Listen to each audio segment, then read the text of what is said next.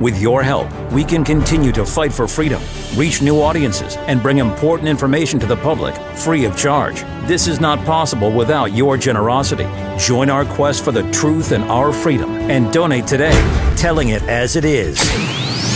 This is today's News Talk, The World Today. This Labour government are the most deceitful government in history. That's my view. Rachel Reeves lied about the £30 billion black hole before taxing us all more and giving it away in welfare. That is certainly the allegation. The OBR said that they told her in September that there was no black hole. Then in November, she stood in Downing Street and she said this. The Office of Budget Responsibility, the UK's public finance watchdog, will set out the conclusions of their review of the supply side of the UK economy.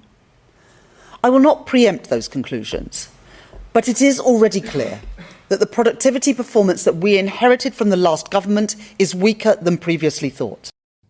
Right, she's been very, very careful with her words there. She then raised taxes by £26 billion this time around. It's a 66 billion quid's worth of tax hikes in 16 months. Now, if what the OBR says today is correct, which is that they told her that there was basically no black hole, then basically she's lied, hasn't she? To every single person in this country.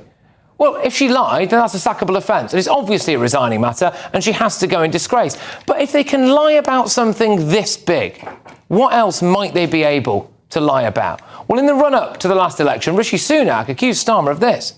No, this is important. Mark my words. Labour will raise your taxes. It's in their DNA. Your work, your car, your pension. Thank you. OK, you name it, sorry, Labour will tax it. OK, so now watch this clip of Sir Keir Starmer. Listen to the cheek of what he has to say here, given what we know now. What emerged from last night, and this is a very important takeaway, is that the Prime Minister of the United Kingdom, with his back against the wall, desperately trying to defend their record in office, resorted to lies, and he knows he was lying. And I don't say that lightly.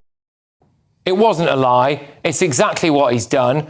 Starmer said that Jeremy Corbyn was his friend. Then he said he wasn't. Beer and Cormagate during lockdown. Not a party, just a work event. Nothing to see here, Gov. Starmer's voice coach lesson. Oh, he needed an emergency session with his voice coach, did he, during lockdown? Come on. The freebies scandal, sorry, just forgot to mention it in our expenses. Starmer's son needed to stay at Lord Alley's multi-million-pound penthouse to revise for his GCSEs, even though his GCSEs apparently finished way before he moved out. They said that increasing tax on non-doms and hiking VAT on private school fees would fund pretty much everything in their manifesto. That is not true. The Leader of the Opposition said about the choices that you made that, I'm quoting here, for months, Reeves has lied to the public to justify record tax hikes to pay for more welfare. Did you lie? Look, I'm a Labour Chancellor. I want to reduce child poverty. I make no apologies for that. This will be the biggest ever reduction in child poverty in a parliament ever. And I'm proud to be the Chancellor that lifts 500,000 kids out of poverty. That means kids not going to bed hungry. It means kids not waking up in cold and damp homes. And I am proud and I'm very happy to defend the choices I've made. I just asked you, did you lie? And I have to say, the answer I was looking for was no. And well, no. I didn't hear the word no. But you also asked about welfare in that question. No, I just asked you, did you lie? Of course I didn't. Good, OK. By the way, was the Prime Minister informed through all of this process? Yes. And he was right there with you on it all? Yes, of course. Decisions you made, what you said on November the 4th? Yes, we are a partnership. We have a budget board. The Prime Minister, Keir and myself met regularly to discuss the budget and the choices, because these are the choices of this government. And I'm really proud of the choices that we made to cut waiting lists, to cut inflation and to build up that resilience in our economy. Whatever she says is a lie. With your help, we can continue to fight for freedom, reach new audiences, and bring important information to the public free of charge. This is not possible without your generosity. Join our quest for the truth and our freedom and donate today, telling it as it is. This is today's News Talk, The World Today.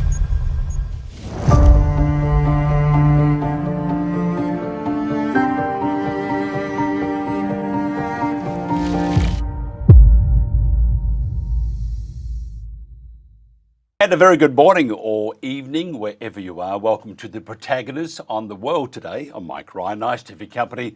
Our topic this hour is the UK budget, smoke and mirrors, which should be a lively one to say the least. Now, the Chancellor was in a spot of trouble for lying, but don't worry, a scalp has been taken, and Prime Minister Keir Starmer backs her in misleading everyone, including in the cabinet. And this is not a good look, is it? Yesterday, the head of Britain's fiscal watchdog resigned suddenly for inadvertently releasing key details of the government's annual tax and spending budget before they were announced in Parliament. Off with his head. Or maybe Rachel Reeves should lose her head. She denied she had misled the public about the state of Britain's public finances in the run-up to the budget. So the £22 billion black hole that was apparently there, it really wasn't there. It was useful, nevertheless, in justifying the government's decision to raise tens of billions in tax to create another black hole of greater magnitude. Our guest today will be great in excavating black holes. They'll give their views on the budget and why it was a debacle, about this budget leak and what it will do for the UK and what it will do for Ms. Reeves. William Clouston is leader of the Social Democratic Party, Vicky Pryce, economic advisor, and Ben Phillips, deputy chairman of CIB UK, CBUC. Thank you for joining us, everybody. Could I ask Vicky, first of all, her thoughts on the debacle and who should lose their head? Well, as you rightly said, somebody already has done, and that's very unfortunate because Richard Hughes, who is the head of the Office of Budget Responsibility, was very well respected, is a very well respected economist, and he has also, I think, over the period of the 5 years that he's been in the post, been able to show how important, in fact, the OBR is in some ways holding the government to account and ensuring that the data that we receive and the information that we receive is properly scrutinized. And what, of course, in your summary and all the other bits of the news that you showed from other channels has come out is that, in fact, there were various things that the OBR had told the Chancellor, which the rest of us didn't really know, not even cabinet ministers. And I think that is something which, of course, is quite right in a way, because the OBR should really be conversing with the Treasury. It's not necessarily the case that everything should be made public. The discussions they have, the backwards and forwards of various forecasts. But it is just the way that it was all done over such a long period of time, with loads and loads of leaks. That really affected the way people thought about the future. There was absolutely no activity in the economy. We flatlined for a number of months waiting for this budget. And then it came a little bit earlier than we expected too, about 40 minutes before the Chancellor stood up. So if you look at the whole thing, I mean, it looks very chaotic. But also, yes, I think people were given information on which perhaps they made decisions about their pensions, about their houses, about whether to leave the country, which perhaps they needn't have done when finally the budget was unveiled. So the process needs to be looked at again. There is no doubt that actually, getting something out which is sensitive and possibly market sensitive is an issue, and the OBR has to take responsibility for that. But it has left us really poorer in terms of both the process and the institutions we have to preserve, if you like, integrity in this process. Now, we endeavoured to put up a pic of your book. If I could told you it went everywhere but where it was supposed to have, we'll probably explain why we can't see it. But can you tell us, before we get into the rest of this, because it's an important book, tell us about the name of the book, where they can get it, and just a brief synopsis. Well, that's extremely kind of you. Well, this is the book. It's called Mismanaged Decline. And he basically looks at what's been happening to the UK over the last few hundred years, but also focusing on what's happening in the last couple of decades, and why, instead of being able to reverse that decline, which came from the loss of empire, of course, and everything else that's been happening over the decades, the UK has found itself slightly isolated and unable really to reverse the trend of loss of manufacturing and loss of competitiveness in the world. And I think that's what we're looking at here, and which way you can perhaps sort of alter things. But there is an interesting point which is linked to the budget, since we're discussing it now, which is that the long-term drop in productivity in the UK economy. Yes, it's happened in other places too after the financial crisis, but it's been more pronounced in the UK. And what has been happening in this particular budget is that the Office of Budget Responsibility has taken note of that, very much what we've been saying in the book, which is basically that the issues in the UK are much deeper. They go far back to the past than perhaps had been as estimated, and their growth forecasts, therefore, for the future are lower than they would otherwise be. And in that, of course, the OBR has done this review of productivity, looked at the past, and decided that not just the financial crisis, but Brexit, and then the impact of COVID, and everything that's been happening with the war in Ukraine has left quite a big hit to the UK, which perhaps is a little bit more pronounced than other countries. And that's basically what we're looking at: the decline that's happened, how you can reverse it. And it's become very, very topical, given that we've had a budget of this sort and everything around. So anyway, here it is again. Thank you very much. Charmed. Available at all good bookstores and bad ones too, I would imagine. Yeah, absolutely. William and Clouston, just imagine we're here. You're the guy that's going to chop someone's head off. Should we?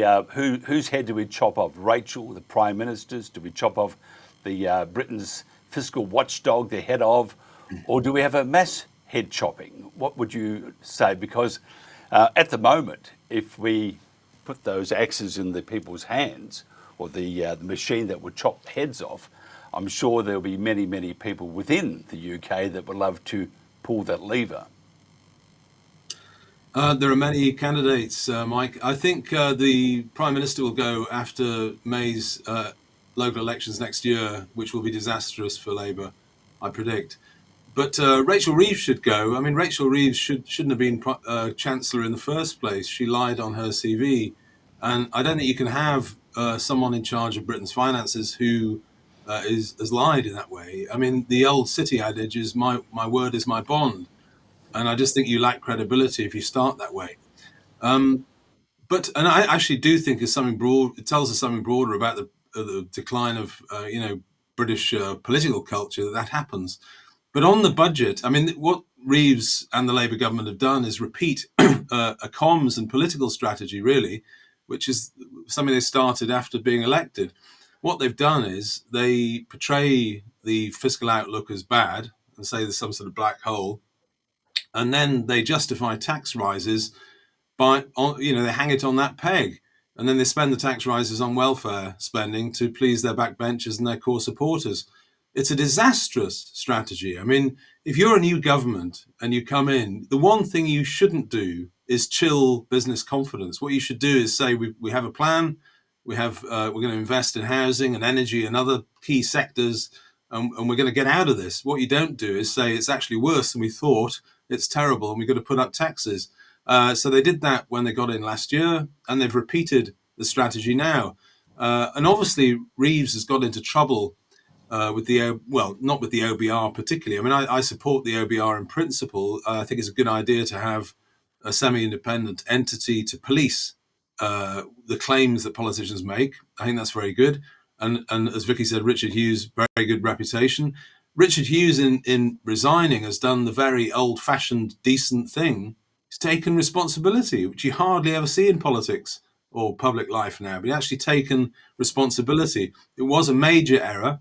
Should never, ever have happened. I think their IT system at the OBR was obviously lacking. The system shouldn't be able to,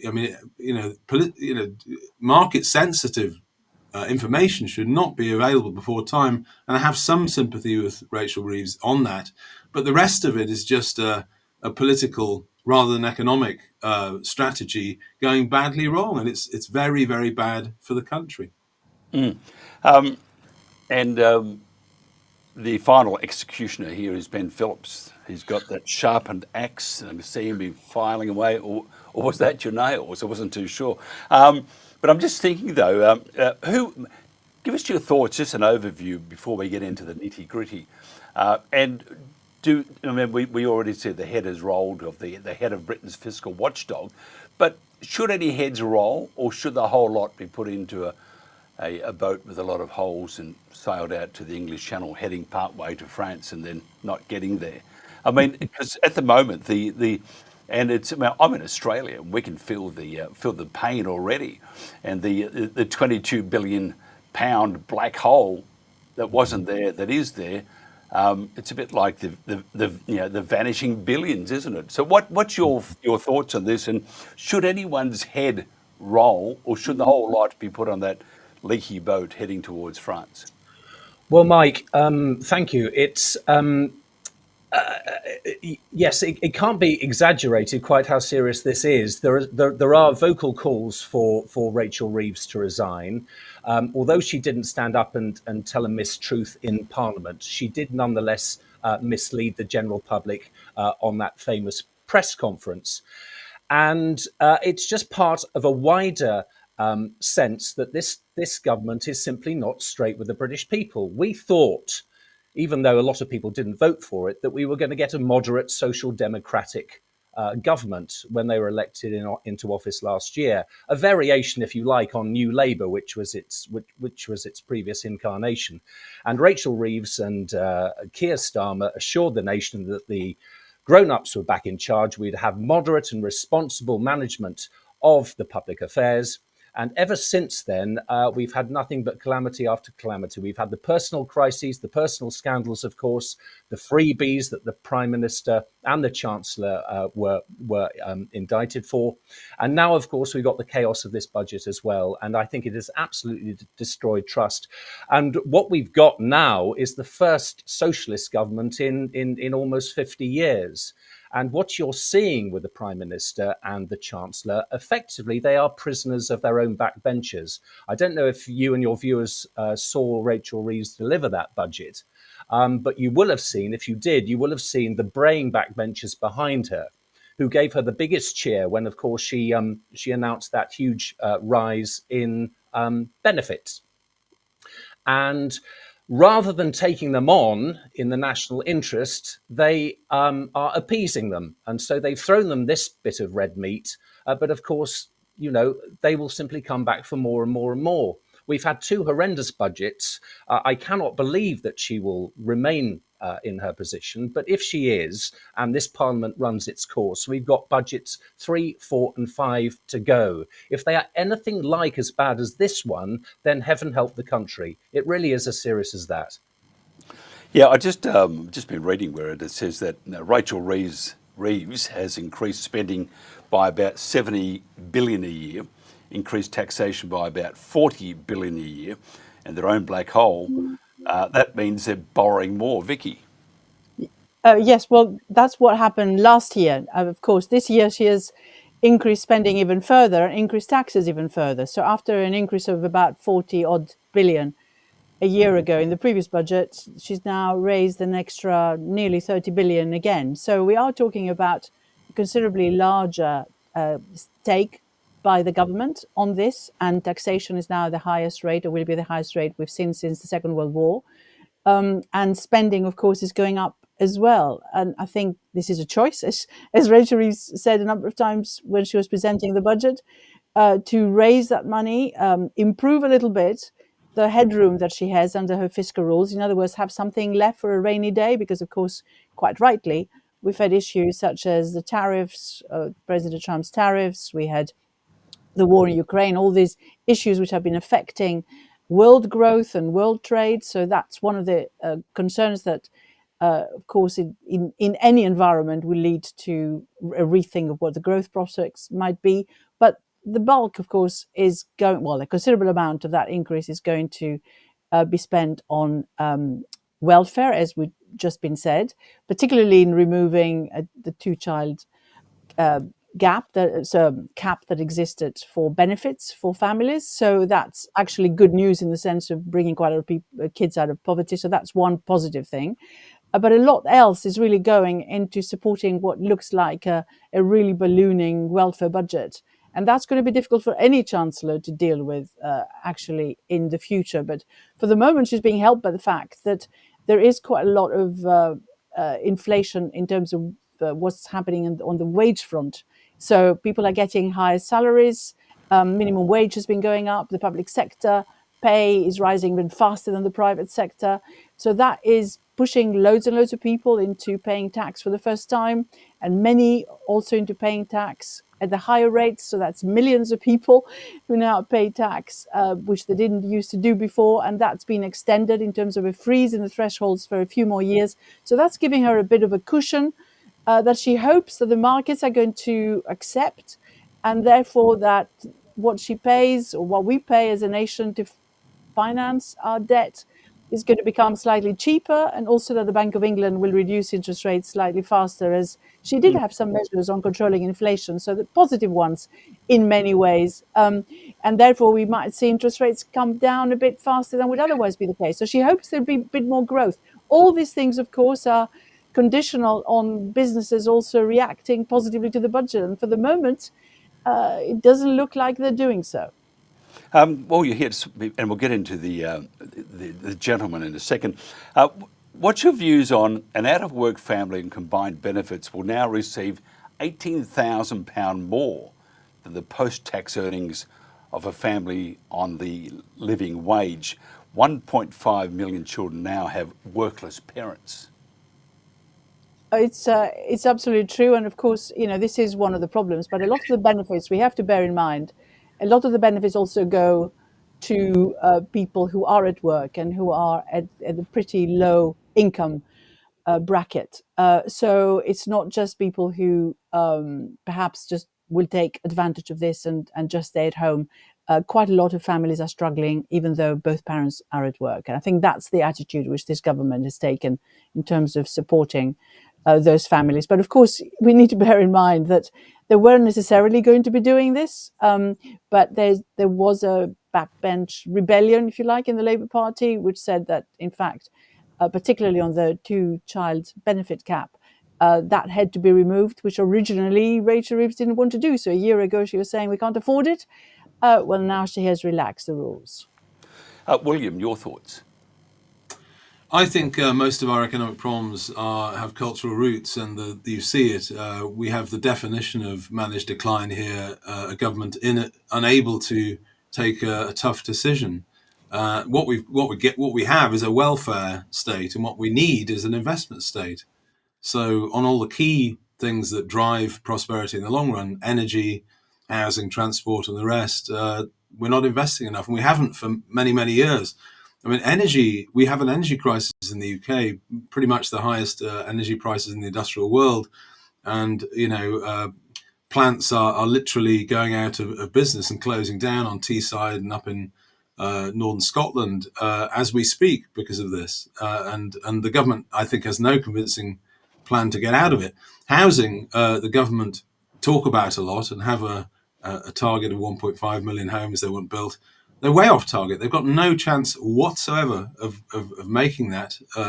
They start from a weak position, and they're not tackling the core issue, which is the deliberate destruction of state sector capacity. What we have is a curious position of a Labour government with a majority of 170, the biggest since 1820, and they don't have the bottle or the commitment to get state housing back in business. They're not doing it, so they will fail on the target.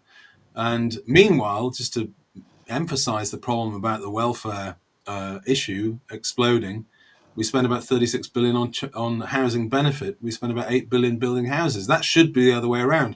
I don't think you could flick a switch and do it instantly, but every single metric is getting worse on these things. We're not investing enough, and until we do, we won't solve any of the problems.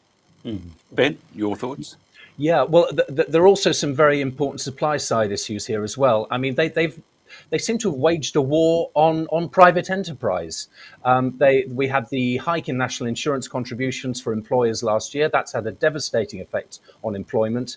The retail sector has been absolutely massacred. We've had more than 100,000 jobs go in that. Pubs have been closing down. And anecdotally, you can walk up and down any high street and you'll see shops closing as well. This is very, very damaging. The British economy increasingly resembles an upside down pyramid where you've got a small and shrinking wealth creating base trying to sustain a large and growing welfare state. And eventually it will collapse. Or as Keith Joseph, Margaret Thatcher's mentor, once said, the rider is now heavier than the horse. And I think it has absolutely devastated all sorts of people, whatever their reservations of this government. I think they did think that they would have a basic understanding of business and understand that they would need all the incentives they could get. And as it is, what it appears to be is an outright war on them. Yes, they talk big about government projects, but these are sort of statist things. What you need to do is to generate the seeds of economic growth from the ground up. And that means cutting tax, cutting red tape, and cutting public expenditure. But it is simply not in this government's DNA to do any of those things. They are a party of the big state. They are a party of the welfare state. Their client base are those who depend on the welfare state and those who work in the welfare state. And that, I think, is why they're expanding it in the way that they are. But as I say, it comes at a terrible long-term cost. We really need to up the productivity of the country. And the best way you can do that is to cut tax and cut regulation. And that comes, of course, begins to address the symptoms of child poverty. Instead of throwing money at the problem, what you need to do is to address the underlying causes, which is to get the parents of those children back into work. And we need to make work pay, and we need to make work attractive, and we need to start seeing economic growth and incomes on the back of work rise. And that, again, is not happening at the moment. I'm just wondering, just a bit of a sidebar here. I saw Keir Starmer talking about we can do more business with China. Is that a good thing or a bad thing, Vicky? Because he said, no, we must protect our security, blah, blah, blah, blah. However, we must do more business with China. If you were sitting in the White House at the moment, would you have called 911 as you fell off the chair and hit your head on the floor? Well, I would think that actually President Trump would like to do more business with China. If the situation could be such that the circumstances allowed that to happen, because China is indeed a very substantial part of the global economy right now. And of course, it is a threat economically to the established nations, including, of course, the US, which considers this to be a threat from that side. So competitive country without any doubt, and growing in importance. So I think people have recognized all across, whether you look across Europe as well, that yes, of course, there are all sorts of issues that need to be sorted with China, and one needs to be careful on the security front and so on.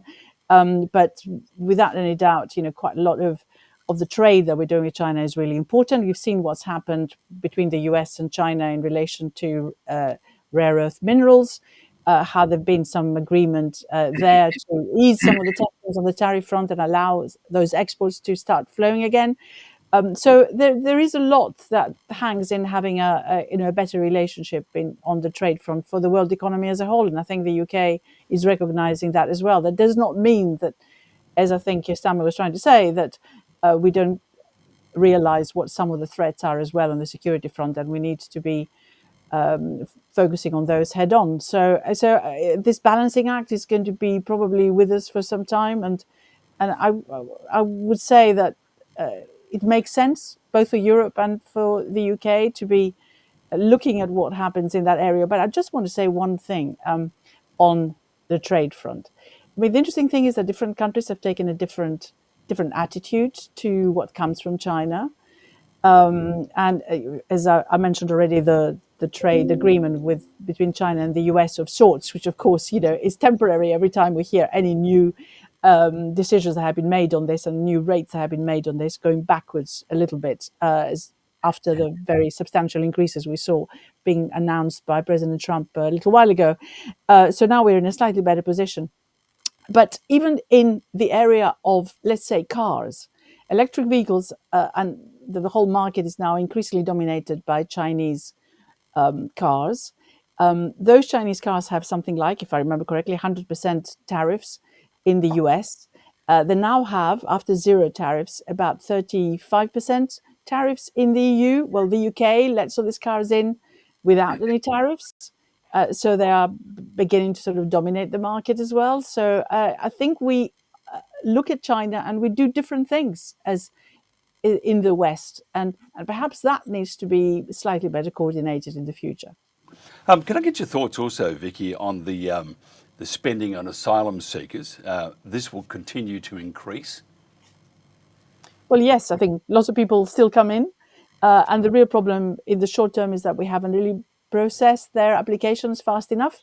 Yes, there are a number of measures which are being taken now to prevent people maybe from coming over, and all sorts of measures which would send them all back, but supposedly much faster than was the case before, with cooperation possibly with European countries, but that has been made a little bit more difficult since we left the EU, because some of these agreements are no longer valid, so we have to have country-by-country agreements like we do with France. But the number has been increasing, and with all the processing, which basically stalled for quite some time before the last election, what we see is that costs have increased as well, and hotel costs have gone up. And it's very, very difficult actually to find alternative places for them to go. So I'm afraid, yes, the costs are going to be increasing. What of course, a number of people are suggesting is that maybe while we're waiting for some of those asylum applications to be processed, people should be allowed to work a lot faster than is the case at present. Lots of other countries do that, and maybe that will reduce some of the cost to the taxpayer as a result. William, your thoughts? Oh, well, first on China, we have no choice but to deal with China. I mean, China's dominance in the industrial sectors is so colossal that you just have to go to any shop, basically, and you can see it. The scope for rapid change is very limited. Interesting that Vicky mentions Chinese EVs, electric vehicles. Yeah, I mean, I think that's a very good example of where you've got basically a nation state, in China's case, which backs its industry and is all over it. It's sort of a state capitalist model, I guess, and it's very dominant. And as a result, their EVs are about a third cheaper to our markets than what we can produce in Europe. So your choice is either do nothing, sit there like a lemon and pretend, in your free trade purism that you've got the cheap goods and it doesn't matter, or you apply tariffs. And I think tariffs are perfectly rational.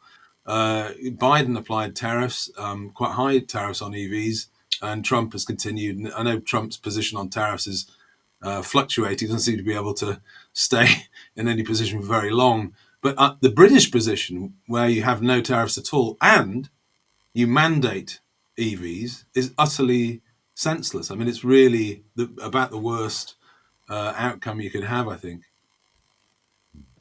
And what about with asylum seekers too? On that question, yeah, Mike. Yeah, I mean, this is just what successive British governments and actually governments throughout the West have done is break the social contract. I mean, a fundamental, basic part of governance is controlling your border and controlling who comes in, and it is an invasion. I mean, people get worried about language, but if you have daily, particularly in the summer, hundreds of people arriving unsolicited into your country, it's out of control. It's an invasion, and we could sort it out if we want to. But the trouble is, like all the other problems, it's a cultural problem. The political class, the ruling class, don't have the bottle to do what's necessary.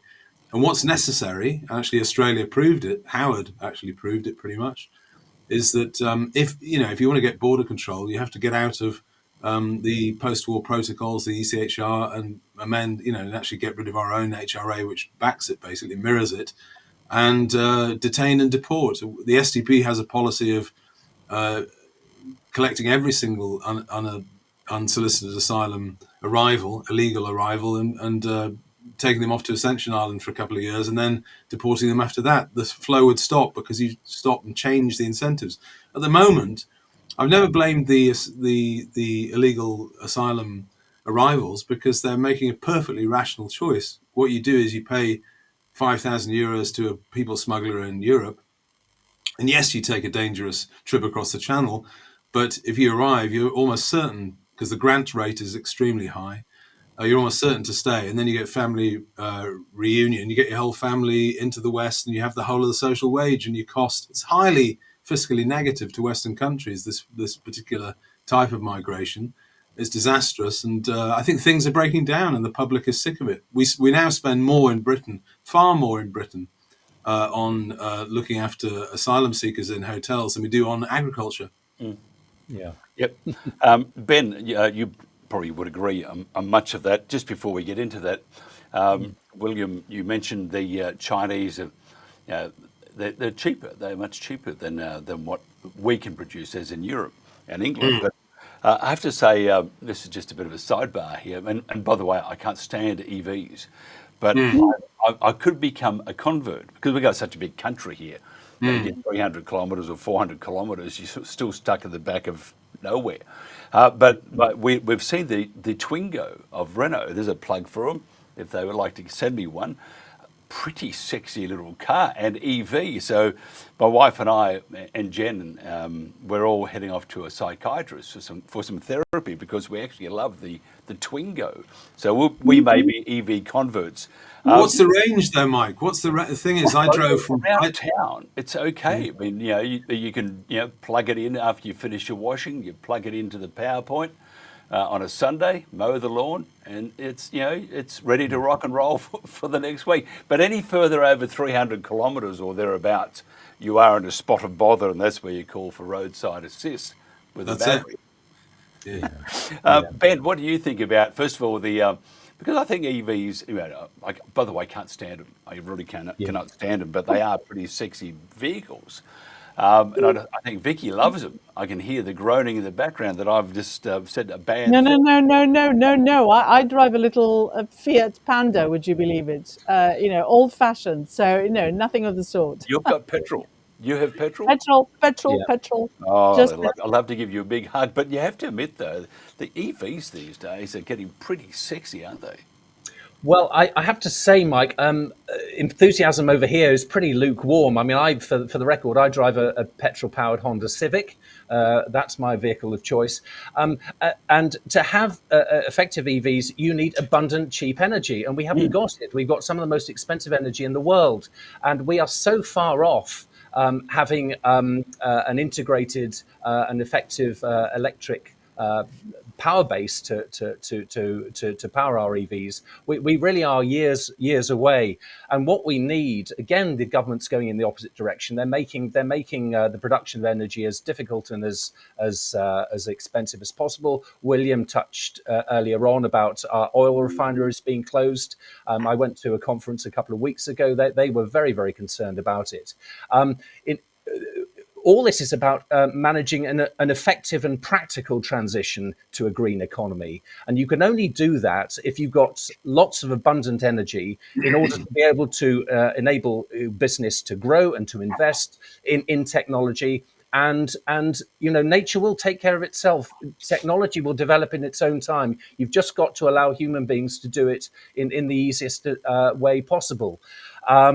Instead of which we're importing wind farms, windmills from China, which and the manufacturing of that is extremely toxic, as you know, mining those rare earths, and then the cost of transporting these windmills halfway across the world over here.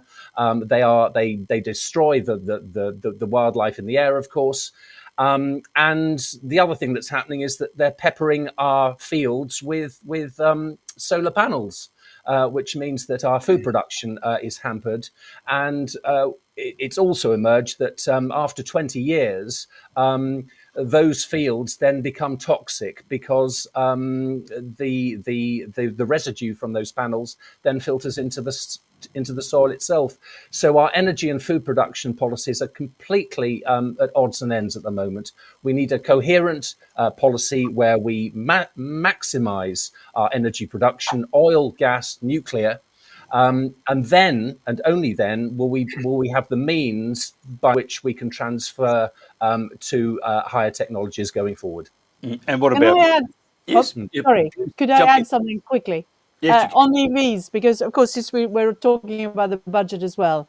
I mean, the interesting thing is that there have been subsidies which are being given to people to buy EVs. But at the same time, of course, the government has realized that by people switching to EVs, it means that they're not going to be collecting fuel duty, which of course is very significant. It's about 25 billion a year. If you add on top of that the VAT, which is charged on fuel purchases, then it's nearer 30 billion. So what they're doing is they're now starting, or they will be starting in a couple of years, to charge EVs by the mile. They use, if you like, or they drive, 3p per mile, and that will be done once a year. So, and that of course could gradually go up. So EV drivers are encouraged to buy them through subsidies to begin with, and then of course discouraged from buying them by the whole thing becoming more expensive to drive on a day-to-day basis. Yeah. Can I come in? Just You can. Yeah, just to react to the point on energy. The point on energy is absolutely fundamental. It's the master industry. But I think again, you've got to get if you're going to get your policy right going forward, you have to diagnose how we've got here. And the SDP's policy team put out a brilliant green paper a couple of months ago, energy abundance. And you've got to face the reality. The state has failed partly because of ideology. What successive governments from Thatcher on did was they abandoned planning. Planning was a bad idea. Then they've progressed a flawed privatization of the electric system, particularly the grid system. And we have that combined with the ideological abandonment of oil and gas and net zero, and you end up in an absolute crisis. But the only way to get out of it, actually, is to get the state back in control of grid energy. I mean, that actually worked. Post-war, from 45 onwards, you had a centrally planned system, CGB, and increased grid energy by 3% every single year. And that's what its job was there to do. I think the idea that you can do this without heavy state involvement is crazy. Yeah, I totally agree. I'm just thinking and isn't it interesting? I mean, in Australia we have a Labor government. Various state governments here are Labor. You have a Labor government in the UK. The ideology is almost sickening, isn't it, Vicky? Well, the truth is that quite a large part of the economy is becoming more state controlled. So the rail sector is coming into has been coming gradually into state ownership. So all these operators now basically act on behalf of the state. But of course, subsidies to the rail sector had remained incredibly high during the period of privatization. In fact, if you look at last year, in terms of rail fares, they were contributing something like 11 billion per annum. The subsidy was about the same per annum. So it's been basically a nationalized sector, or at least one that was getting huge support from government. But there is also the creation of GB Energy. So we are perhaps moving closer to what's been suggested now. And yes, indeed, we absolutely need to have a lot more control over the grid, and we need to invest heavily in it.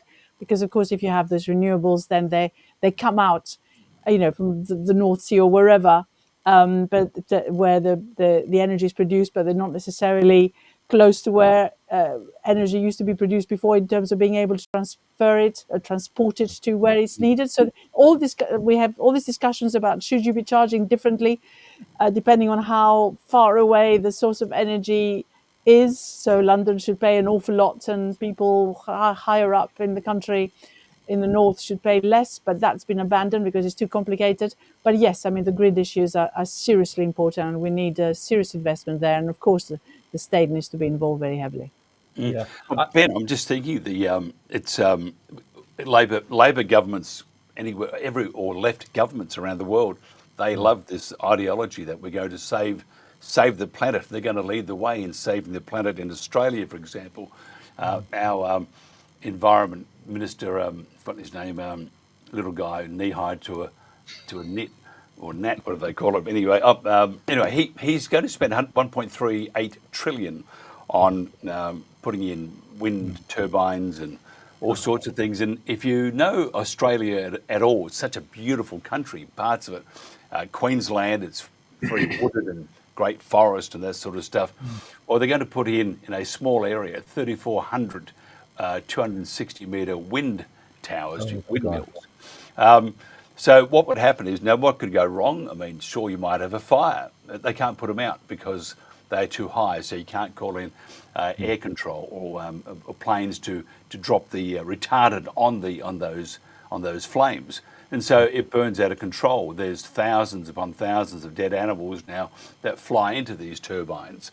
The koalas there, they move 400 metres either side because of the noise. They can't handle it. And so what it's doing, they're destroying, for example, in Australia, they're destroying the country to save the world. And the same thing with the UK. You got the Labor Party who are just a little bit crazy, to say the least. This got to stop, hasn't it? Because at the moment, if you look at what's happening, for example, with asylum seekers, it's all very well saving other parts of the world come in, but at what cost?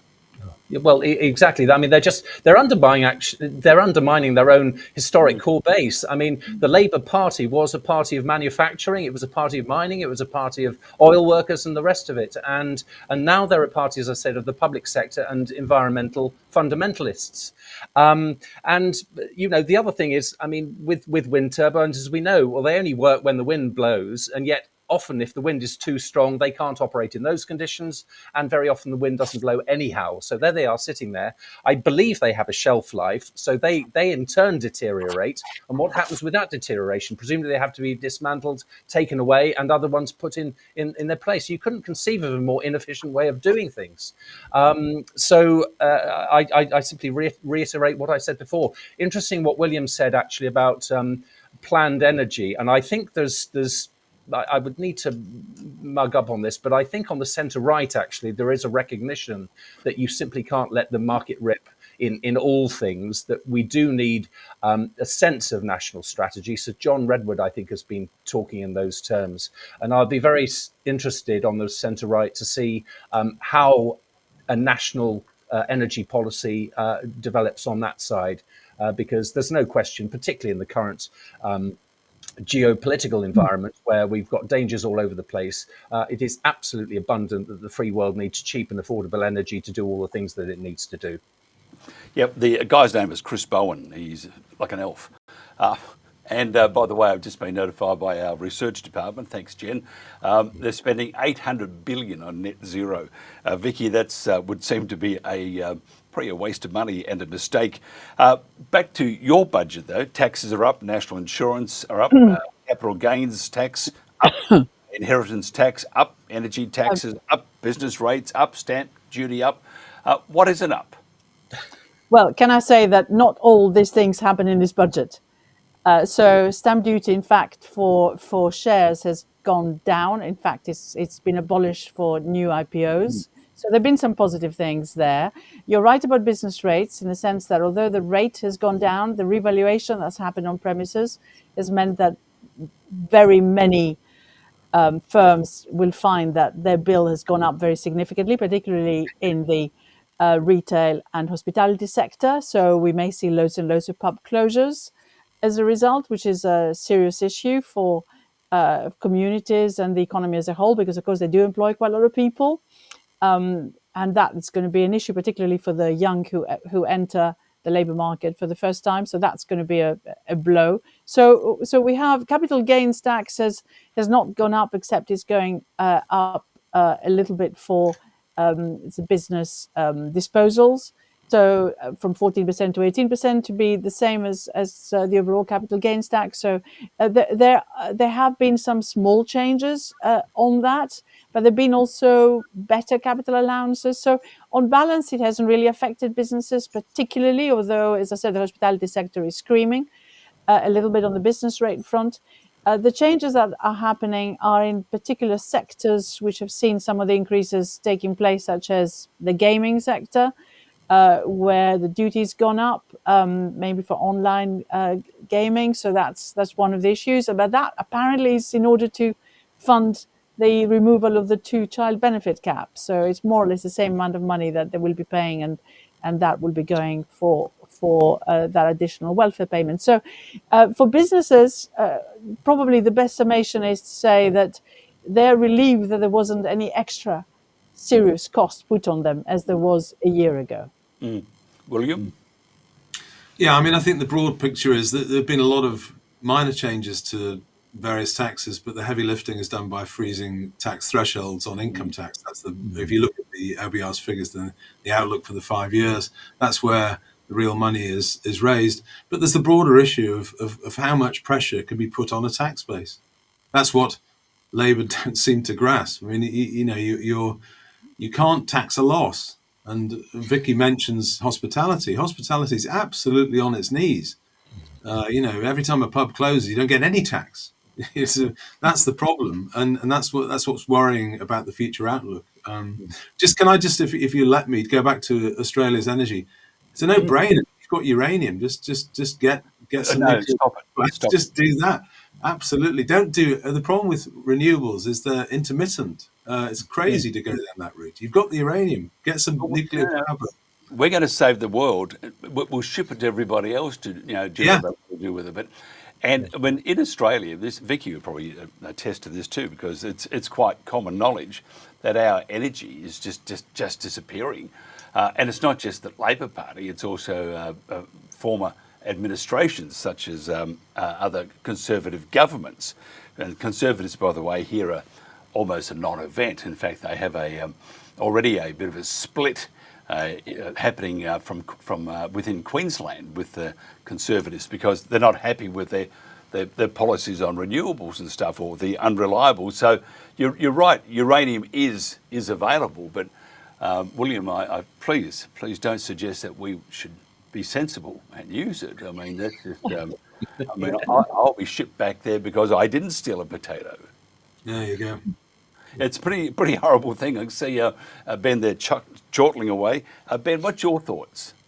Well, Vicky would know more about this than me. Just on the tax thing, I believe there's quite a lot of taxes that are backdated towards the end of this Parliament, so the government, I think, is betting the house that we have healthy economic growth between now and then, and as current performance would indicate, that is far from secure. As William has just said, they're loading up business with tax and regulation. And if Rachel Reeves has to come back to us next year for more, and the year after that for more, and the year after that for more, then they really are a dead duck. People are really at the very limit of it.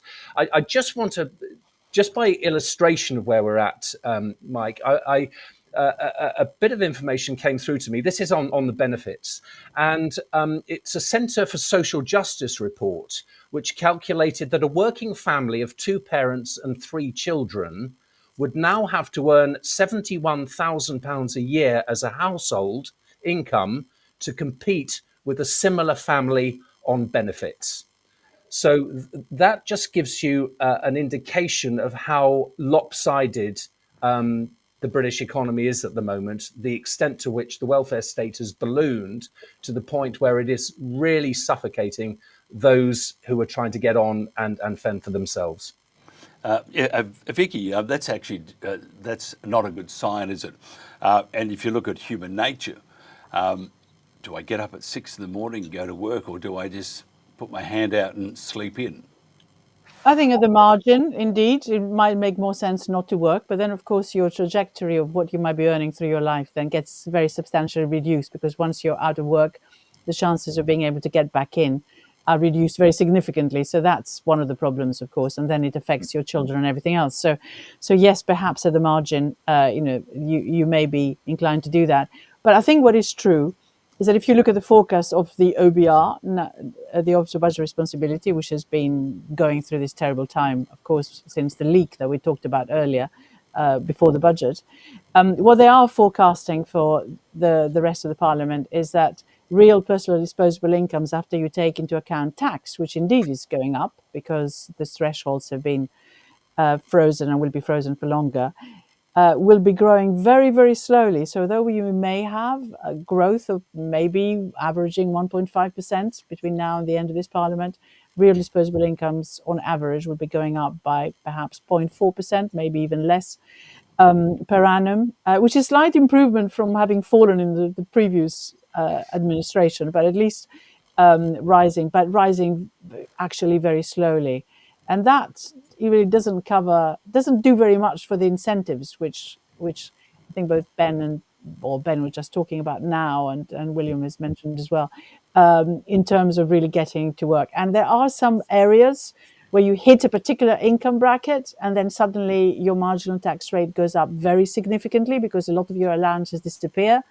And now, of course, that even pension contributions and making salary sacrifices for it are going to be taxed more heavily, and reduced in terms of the amount that you can put aside rather than salary, and get some of the benefits. Well, that will also disincentivize people for getting higher salaries or working harder. And I think that is an issue that we need to take into account. Tell me, how is the state of the UK economy, and how will this affect it? Well, if it's me you're asking, then I would just say that certainly in the last few months, we haven't really done very much. If you look at what happened in the third quarter, we only grew by 0.1%. And if you look at what's been happening since, a lot of the indicators are pretty flat. There's been a bit of a recovery in manufacturing because suddenly the JLR problems, there was a cyber attack and no production have gone away or dealt with. So now we're having a bit more cars produced by them. But overall, the situation is pretty depressed because investment is quite low. It fell in the previous quarter. So we see whether we get the final figures, what is actually done more recently. So you do have an issue of relatively stagnant growth. And the only good thing for this year is that we grew quite fast in the first half because a lot of people exported to the US before the increase in tariffs, and also because the government, as was said earlier, are spending a lot more than had been originally assumed. So this 70 billion extra spending, a lot of it front-loaded in the first year of this new government, or the first 18 months. That has helped the economy going as well. So we have seen a bit of a swing. In other words, the state being more important, spending more, and the private sector really lagging behind. William, are we heading towards, in the UK, here we are, but are we heading towards, in the UK, a very, very severe form of socialism, some would say communism? No, I think people misunderstand. I think most of the problems are sort of weak liberalism. Actually, I would have a stronger state on the fundamentals of housing, energy, transportation, and let the private sector to get on with it and make the wealth and improve the tax base. I think the problem is they're firefighting. They're mopping up blood, basically, the downstream of losing your manufacturing industry, having very, very large trade deficits, and governments being unable to balance their budgets without borrowing huge amounts of money.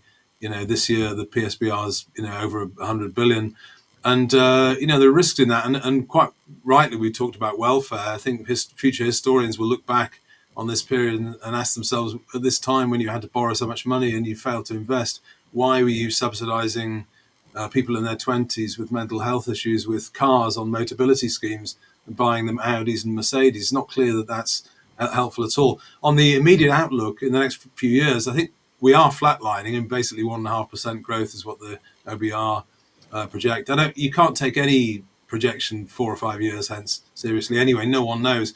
The big thing that we haven't talked about on this program is the potential for a massive blowout because of the AI misadventure and misallocation of capital in the States, and that will affect the entire world, I think. Yep, it's all a bit nervy for the future, isn't it, David? Sorry, Ben. Yeah, and I think one other factor I think that has contributed to our decline is rather than being addicted to cheap and abundant energy, we've been addicted to cheap and abundant labour.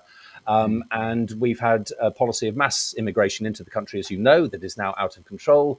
And we've been very, very complacent from the 1990s onwards. We've simply imported people to do the jobs that we ought to have been doing ourselves. Mm-hmm. And the only way to raise living standards is through innovation and automation. In other words, per unit of labour, you need to be able to produce more. That means investing in skills and technology, not in cheap labour, which is what too many businesses have done.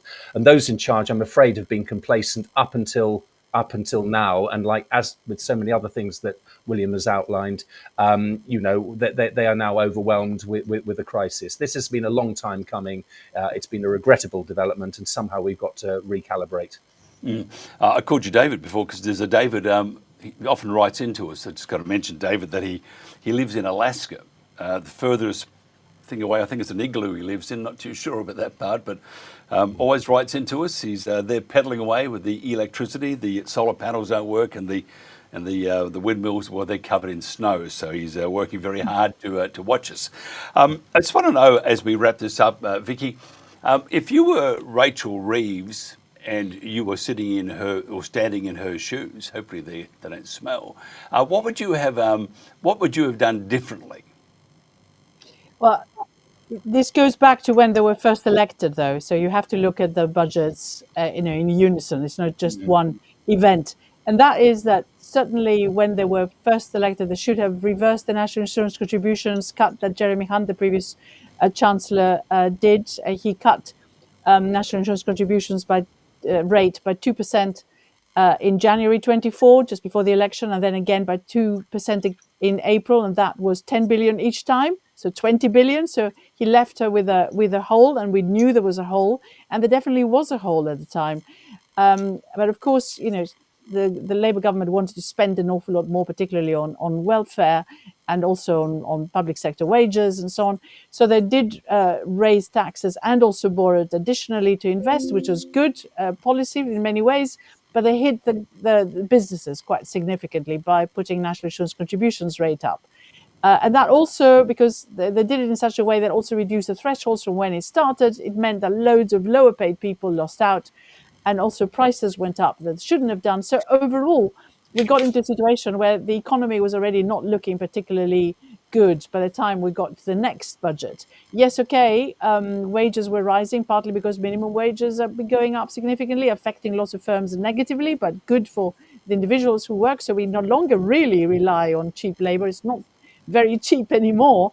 And even the people who are coming in from abroad in very large numbers were coming on very high salary skilled visas mostly, apart from the dependents that followed, and that had put cost of industry up as well. So we were not in a very good position economically, and it's one of the reasons why we've seen this slowdown and why we've seen very little investment taking place. Costs of running a business had gone up significantly, and interest rates were still remaining rather high. So if you put then the two budgets together, what you find is that, what would I have done? I would have certainly this time around increased just income tax and left all the other things untouched, and also therefore made the final point that you want to get to much more secure, that you would have that headroom there, and would also not have created all these worries for individuals who are trying to change their behavior now in order to avoid some of the taxes, which supposedly are coming later. Speculation is that we're going to get, hopefully, faster growth if rates come down,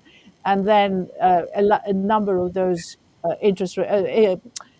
tax increases may just not happen just before the election. But of course, in the meantime, people will have changed their behavior and may, of course, not invest, not spend, not do any of the things that you do need to happen to get an economy to operate sustainably in the future. William, if you were in Rachel Reeves' shoes, what would you have done? I'd do something which she can't do, which is to tackle head on the welfare benefits crisis. I think, you just can't allow the welfare bill to expand in the way that they have. And the sad thing is that unless you can invest, as I say, it's a trade-off really in government expenditure between welfare payments, which are instant gratification, if you will, and investment for the future. And your future depends on your investment rate. So unfortunately, politically, she can't do that, and that's because the mentality of the Labour Party, in particular the Labour backbenchers, just won't have it. Very few of them are very good at economics. Very few of them have run any businesses and have a commercial experience at all. And you saw when they tried to do very modest adaptations to the welfare bill, some time ago. There was a massive backbencher rebellion, and they had to withdraw and not do it. So that's the problem. They actually, the Labour Party, as it is, can't do what is necessary. They need to head this off, and they can't. So unfortunately, we will go sideways until the next crisis. It's lurching from one crisis to another. And Ben, if you were in Rachel's shoes and you're looking delightful, what would you have done differently? Maybe wear a different style of outfit. Yeah, well, I fully endorse just everything William's just said. We need to secure our borders and give the clearest possible sign that our attention must be on the millions who are currently out of work, training and claiming benefit, and get them back into work. I've said before, we need to cut tax, cut regulation, and cut public expenditure. As William has said, it is simply not within the DNA of the Labour Party to do that. We are therefore going to have to sit on our hands until the next election, or until such time as this government falls and we get an alternative.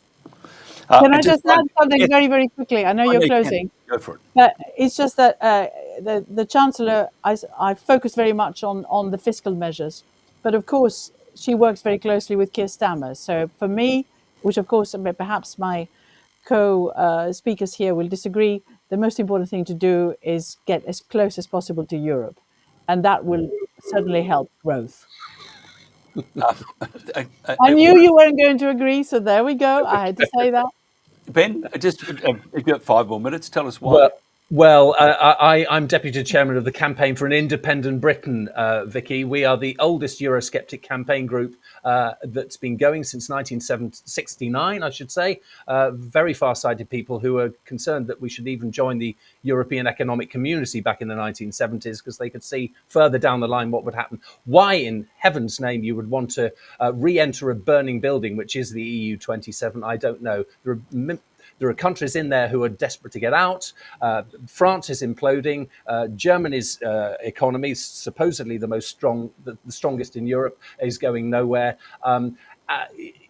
The cost of rejoining the European Union, we would be on the hook for present and future liabilities. We'd have an enormous membership fee to pay, and we'd be on the hook for the EU's debts as well. You put that to the British people, they will tell you in no uncertain terms where to go.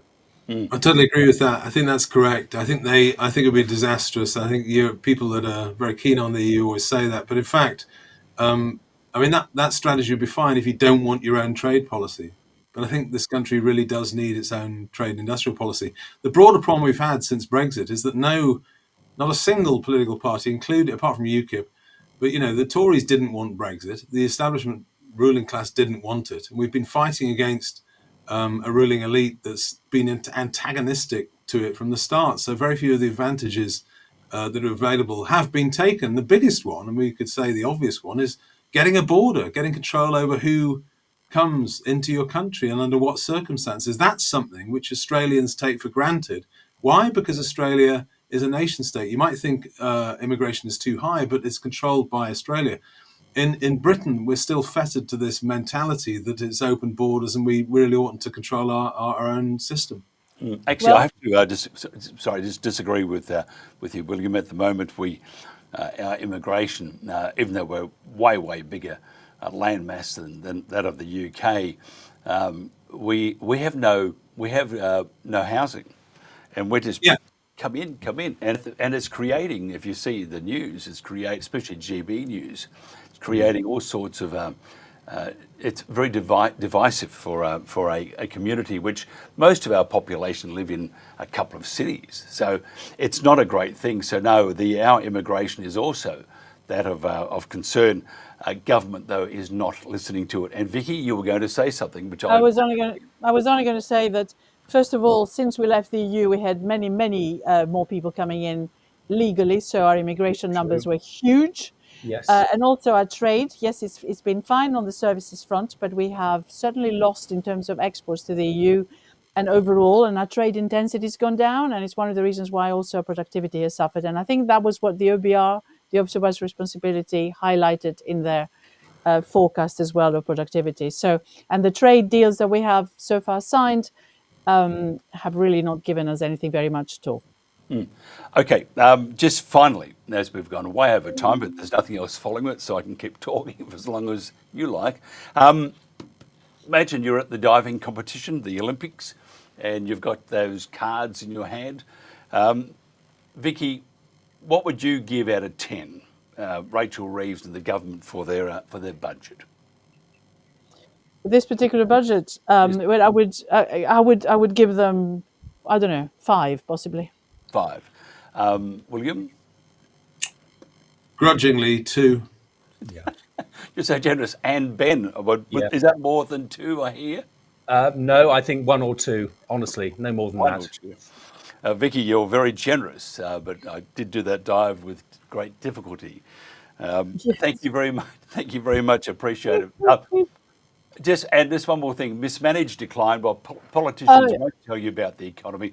A great name for a book, or title for a book, and it does really sum up the present situation with the budget and the government, doesn't it? It's quite ironical that we have it here. And Vicky, available at all good bookstores. Well, or on Amazon, or on whatever the buyback. But the interesting thing is that it talks a lot about trust and how you build this. You know, you've got to have that, and you've got to not be pushed just by ideology, and you've got to not to tell the truth, if you like, and communicate and be transparent.